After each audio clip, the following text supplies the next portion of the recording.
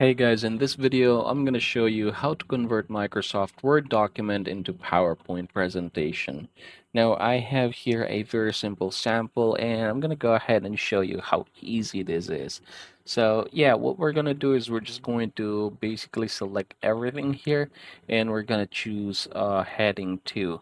Now, the reason why we're doing that one is because the title is going to be the heading 1s, and the heading 1 are going to be the start of each slide. So for each heading 1 and 2, they're going to be one slide. So I'm going to go ahead and select all of the titles here.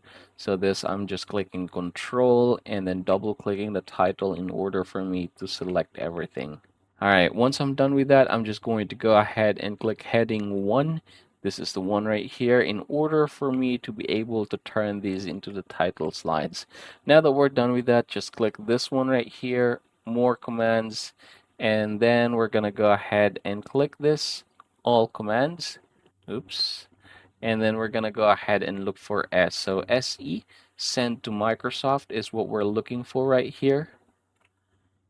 All right, there you go. So I'm gonna click this one, add this, and then hit OK. Now you should be able to see this one. Click it, and as you can see, it's automatically sending this to Microsoft PowerPoint.